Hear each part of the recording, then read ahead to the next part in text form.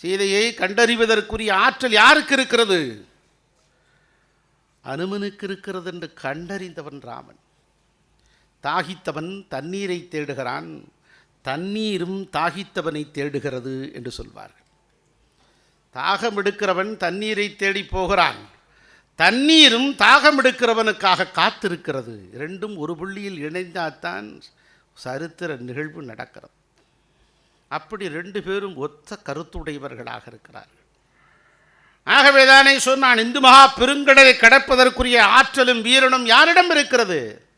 யாரிடம் இருக்கிறது? அனுமனிடம் இருக்கிறது என்று கண்டறிந்தவன் ராமன். இது ஒரு மகத்தான விஷயம். அப்படியே பேசிக்கொண்டே போகிறான். அப்படி பேசிக்கொண்டு போகிற போது இதுதான் பேராற்றல்.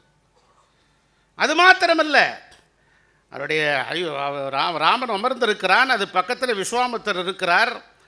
எல்லோருக்கும் வணக்கம் செலுத்துகிறார். அனுமன் நாரதர் போய் காதலை போய் சொல்கிறார், அனுமா பக்கத்தில் உட்கார்ந்துருக்கார் பாரு விஸ்வாமித்திரர், அவருக்கு மட்டும் வணக்கம் சொல்லாத, வணக்கம் சொல்லாமல் நீ போயிரு அப்படின்னு.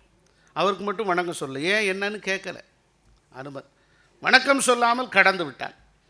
அப்போது விஸ்வாமித்திரர்கிட்ட நாரதர் வந்து சொல்கிறார், உனக்கு மட்டும் வணக்கம் சொல்ல பார்த்தியா அனுமன், எல்லார்ட்டையும் சொன்னான் பார்த்தியா அப்படின்னு சொல்லி கலகம் ஏற்படுத்தினார்.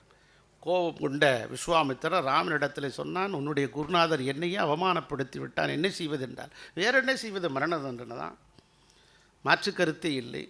யார் செய்தது? அனுமன். உடனே பிரம்மாஸ்திரத்தை எடுத்து விடுறான். ஒன்றும் செய்ய முடியல. காரணம் ராமா ராமா, இம்மையும் மறுமையும் இன்றி தீருமே ராமா வென்றெழுத்தினாலே. ராமநாமத்தை அவன் உச்சரிக்கிறான், ஒன்றும் செய்ய முடியல. இதுக்கு மேலே பெரிய ஆயுதத்தை நீ எடுத்து வீசினால் கூட அனுமனையும் ஒன்றும் செய்ய முடியாது, விட்டுவிடு என்று சொல்லுகிறான் அதே குரு விஸ்வாமித்திரர்.